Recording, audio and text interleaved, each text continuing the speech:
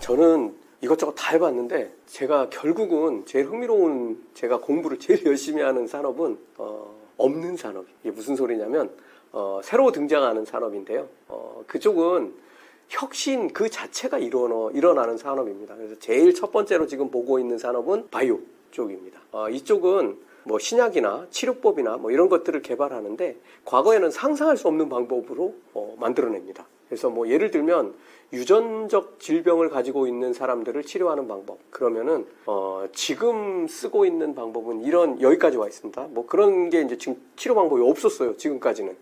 근데 지금은 어떻게 하느냐면 조혈모 세포를 환자에게서 뽑아가지고 이 조혈모 세포에서 정상적인 세포를 만들어내요. 그러니까 유전적으로 지금 내 몸에는 문제가 있는 세포를 갖고 있잖아요. 근데 조혈모 세포를 뽑아서 정상적인 세포를 만든 다음에 이거를 다시 주입하는 이런 방법을 써서 병을 치료하는 이런 단계에 가 있는데, 실제로 이거는 지금 개발되고 있는 최신 방법에 비하면 낮은 수준이에요. 뭐 예를 들면은 이런 회사들이 있거든요. 우리가 유전자 가위라고 들어보셨죠? 상장된 회사는 뭐 크리스퍼 테라피틱스 이런 회사 있습니다.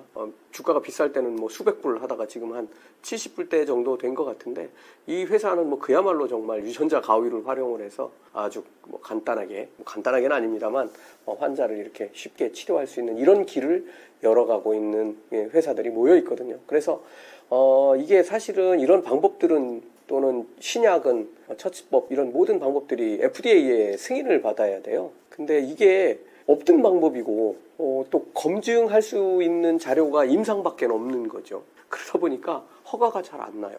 그러니까 완전히 혁신적인 게 나오기 때문에 이 허가가 잘 안 나는 이런 문제들은 있지만, 어쨌든 뭐 영원히 그럴 수는 없죠.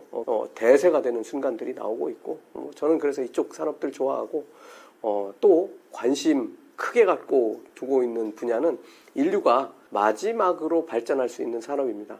이거 외에는 이제 더 이상 없다 하는 그런 산업이 있는데, 우주 개발, 우주여행 해야죠. 맨날 세계여행 하듯이 이제는 우주여행도 한번 생각해 볼 수 있는 그런 시기들이 됐는데, 이 우주여행 기술들이 정말 많은 것들을 바꿔요. 어제도 뭐 뉴스에 보니까 대여섯 시간 정도면은 뭐 LA에서 인천공항 날아올 수 있는 이제 그런 기술들을 뭐 로켓처럼 날아다니는 거죠. 아주 극초음속 비행을 하는 이런 뭐 여객기의 상용화를 뭐 2030년 빠르면 뭐 늦으면 35년 정도를 예상하고 준비하고 있는 이런 회사들이 여러 대 있는데, 이거는 이제 제가 볼 때는 이제 가능성도 무지하게 높지만 실질적으로 보면은 이런 것들이 이제 인간의 삶을 다 바꿔놓는 거예요. 지금은 지구에서 여행을 말씀드리는데 이게 우주 여행하고 이제 결합이 될 겁니다. 예를 들면 우리가 로켓 발사하면 엄청난 속도로 올라갔다가 가속해서 지구 궤도로도 가고 뭐 달로도 가고 화성으로도 가는데, 이 로켓을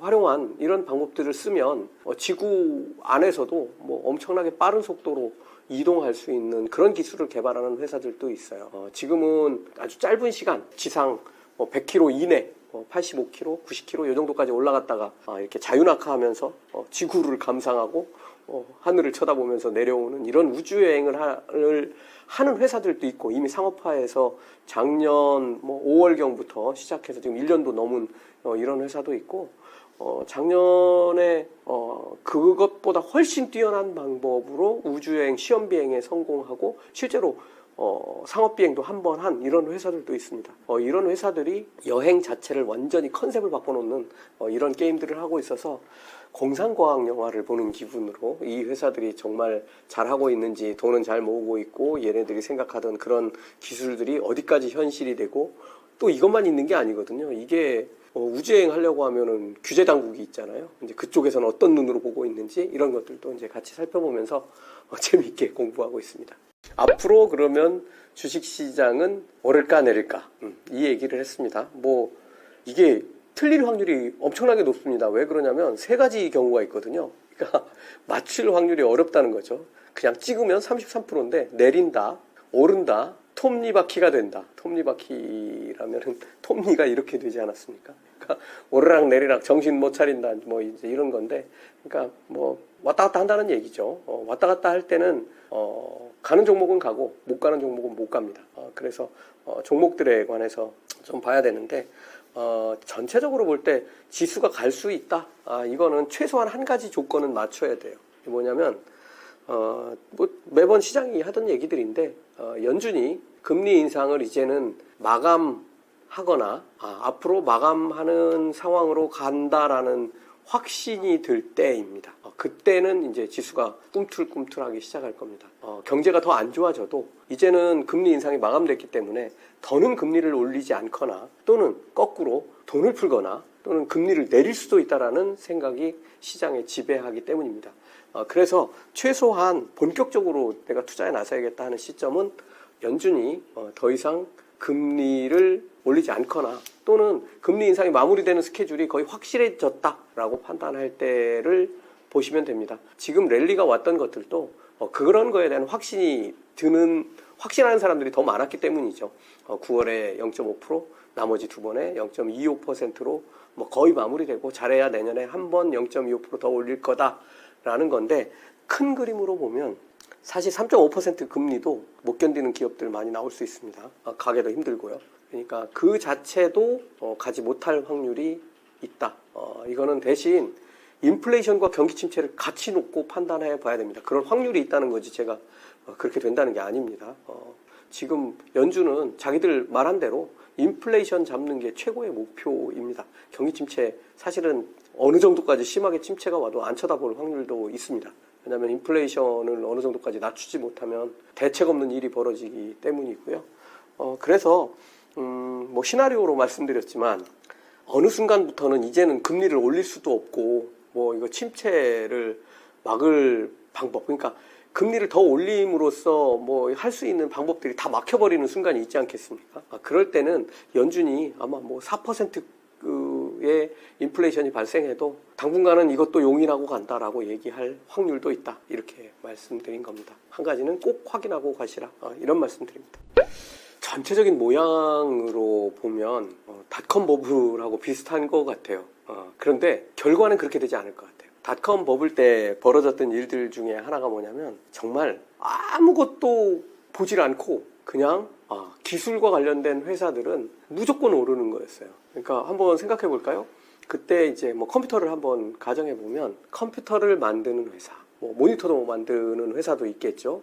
뭐 그 안에 들어가면은 이제 뭐 키보드 만드는 회사, 뭐 그래픽 처리 장치 만드는 회사, CPU 만드는 회사, 뭐 이런 뭐 많이 이렇게 소분해서 볼 수 있을 텐데 이런 회사들이 주가가 많이 오르고 또 컴퓨터를 활용하는 방법도 있잖아요. 예를 들어서 홈페이지 만드는 기업. 지금은 뭐야 그러겠지만 그런 게 아니고 당시에는 이제 홈페이지를 만든다고 뭐 이런 상황이니까 홈페이지 만드는 회사도 있었고 뭐 그걸로 홈페이지를 만드는 데 필요한 이런 뭐 와콤 같은 회사들 이렇게 샥 이런 회사들도 있고 이걸 통해서 전자상거래 하겠다는 회사도 있죠. 그 중에 하나 제일 훌륭하게 살아남은 회사가 이름이 아마존입니다. 이런 회사들도 있고 하여튼 뭐 별별 회사들이 다 있었어요. 근데 정말 충격적인 건 전부가 다 개명을 하는 거예요. 상장된 회사들이 코스닥 특히 상장된 회사들이 개명을 하는데 회사 이름이 뒤에가 다 똑같아요. 닷컴이에요.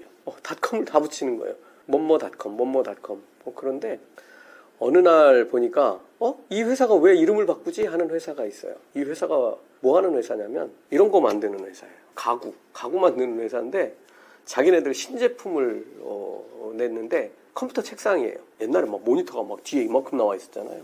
그러니까 책상에다 올려놓고 공부할 데가 없는 거죠. 그러니까 이제 컴퓨터 책상을 별도로 놓고 쓰고 뭐 심지어 키보드는 이렇게 잡아 다녀가지고 뭐 밑에다 놓고 이렇게 할 수 있는 이런 걸 만드는 회사인데 맞긴 맞는 것 같아요. 얘네들이 없는 쪽에 새로운 수요를 창출하니까 정말 괜찮은 것 같긴 한데 이런 회사들 주가 묻지마로 막 열흘씩 상한가 갑니다. 당황스럽죠. 근데 실적을 그렇게 조금 내는 듯 하다가 보면 못 내요. 왜 그럴까요? 이게 대단한 기술 장벽이 없는 거잖아요. 모든 가구 회사가 다 만들고 있어요. 한 며칠 지나고 나면. 그러니까 실적이 좋아질 리도 없고 뭐 매출은 좀 늘었지만 없던 새로운 가구가 하나 탄생했으니까. 근데 실질적으로 보면 얘들이 무슨 기술주냐고요. 정말 답답한 일이죠. 근데 이런 회사들이 많이 올라갔고 닷컴 버블이 붕괴하면서 실제로 기술을 갖고 있지만 능력이 없는 회사들은 다 문을 닫았습니다. 살아남은 회사들이 얼마 안 되고 아까 말씀드렸던 아마존 같은 회사들은 세계 최고의 회사가 되긴 했지만 나머지들은 이제 도태되는 회사들이 많았습니다. 근데 이번은 좀 다를 것 같아요. 이렇게 뭐 금리도 많이 올리고 있고 뭐 하지만 닷컴 버블 붕괴할 때처럼 그런 일들은 생기지 않으리라고 보고요. 어제 내린 결론이 그거였습니다. 그러니까 그렇게까지는 가지 않을 것이다. 이미 그런 경험들을 다 해왔기 때문에 이에 관한 것들은 뭐 중앙은행이든 뭐 미국으로 치면 연준이든 뭐 행정부든 잘 조치를 해나가게 될 거고 그렇기 때문에 거기까지는 미치지 않겠지만 어쨌든 지금은 밑으로 빠져 들어가고 있는 수렁으로 빠져 들어가고 있는 그런 지표들이 계속 하나둘 출몰하고 있으니까 조심해야 된다. 뭐 이렇게 보고 닷컴 버블 때 기술적으로 문제가 있거나 계속 자기 기술들을 업그레이드하지 못해가지고 또는 회사 재정 상태가 좋지 못해서 도산한 그런 회사들과 비슷한 회사를 내가 들고 있지는 않은지는 살펴봐야 된다. 이렇게 말씀드릴 수 있겠습니다. 사람들은 돈 앞에서 침착하지를 못합니다. 근데 좀 침착해지시라고 말씀드리고 아직 기회가 나한테 사라지는 거 아니냐? 아닙니다. 주식 투자에서 돈 벌 기회는 평생 옵니다. 그리고 특히 젊으신 분들 깨지는 거 상관하지 마세요. 왜냐하면 공부를 하는 거죠. 저도 젊었을 때 그러니까 제가 35년 중에 거의 25년은 망했어요. 이게 망하는 수준이 그냥 투자금이 0 되는 수준으로 망해봤어요. 여러 번. 그러니까 참 어떻게 지금 생각해보면 어떻게 그럴 수가 있었을까 할 정도로 망해봤죠. 닷컴 버블 때 하루에 그 당시 뭐 저도 되게 젊은 나이였거든요. 30살이 넘었네요. 32살 정도 됐는데 그때 뭐 결혼을 했고 애도 있고 뭐 그런데 이 얼마나 신나는 일이 벌어지냐면 거기에 무슨 전 재산이 들어가 있는 것도 아니지만 뭐 어쨌든 많은 양의 돈이 들어가 있는데 하루에 둘이 버는 월급이 나와요. 주가가 오르는 양이 매일 두 사람 월급만큼씩 나오는 거예요. 그러니 어느 날 보니까 이게 정말 숫자일까 돈일까 헷갈릴 정도로 그렇게 돈이 많아졌어요. 근데 하루아침에 다 0 돼버렸어요. 뭐 하루아침은 아니죠. 왜냐면 팔 수 없어요.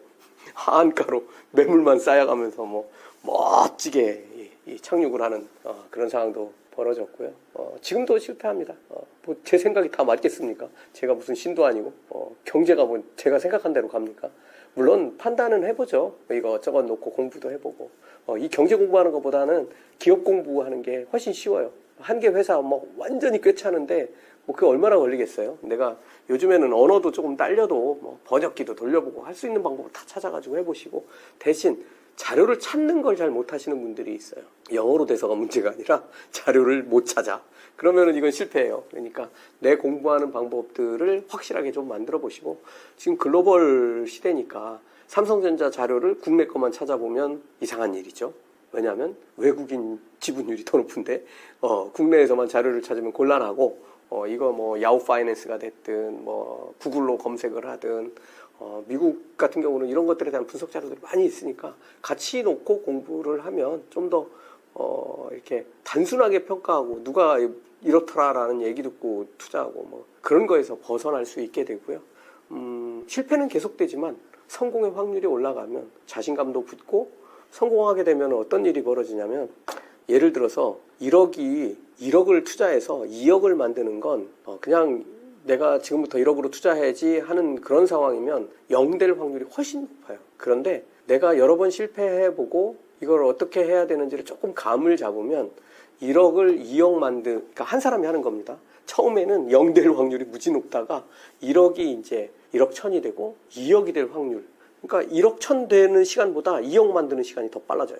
근데 그 다음은 어떤 일이 벌어지냐면 이 2억이 1억에서 2억 되는 시간보다 2억이 10억 되는 시간이 훨씬 빨라집니다. 이걸 내 거로 만드는 게 투자하는 방법을 배우는 거고요. 마지막으로 한 가지만 더 말씀드리면 왜 투자를 해야 되는지에 대해서도 확고한 신념이 있어야 돼요. 왜 투자를 해야 되는지. 이거는 제가 꼭 기억해 두시라고 말씀드리고 싶은데요. 우리는 한정된 시간을 살아요. 그죠? 태어난 시기는 다 다르지만 주어져 있는 운명의 시간은 또 뭐 다 다르죠. 그리고 언제 죽을지 모르는 시간을 살고 이 시간이 나한테 주어진 내 삶의 기초 도구예요. 시간이. 그렇죠? 근데 시간이 많으면 뭐가 많아야 되죠? 돈이 많아야 돼요. 시간이 많아지려면. 뭐 돈이 많아도 시간이 많아도 계속 일을 하는 사람도 있지만 선택할 수 있는 게 됩니다. 그런 뭐 일이 되든 뭐든 내가 돈이 많아지면 선택하는 거고, 내가 좋으면 하고 하기 싫으면 안 하는 거고 기분 나쁘면 안 하는 거고 뭐 이런 걸 정말 내 맘대로 할 수 있는 그런 이제 상황으로 갈 수 있는데, 뭐 이걸 뭐 경제적 자유라고도 하고 뭐 여러 가지 이름으로 부릅니다.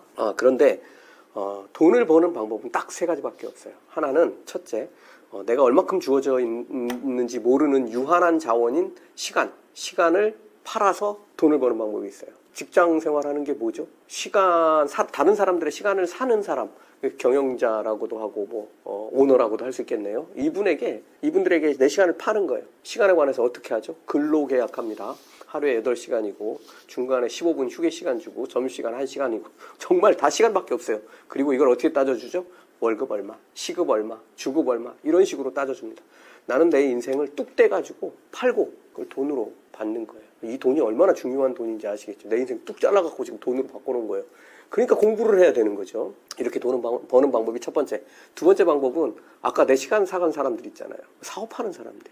내가 혼자 나를 종업원으로 써서 혼자 사업을 하든지 뭐 가족들끼리 사업을 하든지 아니면은 뭐 점점 키워가지고 뭐 몇백 명, 몇천 명, 몇만 명 되는 회사를 꾸리든 이렇게 사업하는 방법이 있는데, 이거는 한꺼번에 많은 시간을 한 번에 가지고 와서 조직화하기 때문에 효율이 올라가요. 대부분의 경우에 있어서. 그래서 더 빨리 돈을 벌 수 있게 됩니다. 내 시간만 쓰는 게 아니라 다른 사람들 시간까지 다 갖다 쓰는 거죠. 그리고 그 시간에 대한 대가를 지불해주면 되죠. 이게 두 번째 방법입니다. 마지막 방법은 뭐가 있냐면, 내 시간을 바꿔서 가지고 있는 이 돈으로 일을 시키는 거예요. 이걸 투자라고 그래요. 그렇죠? 돈을 잃는 거는 지금 가슴 아픈 일이지만, 내가 돈을 버는 방법을 배우지 못하는 건 평생 가슴 아픈 일이 될 수도 있습니다. 그러니까 꼭 투자해서 돈 버는 방법도 여러분들이 배웠으면 좋겠습니다.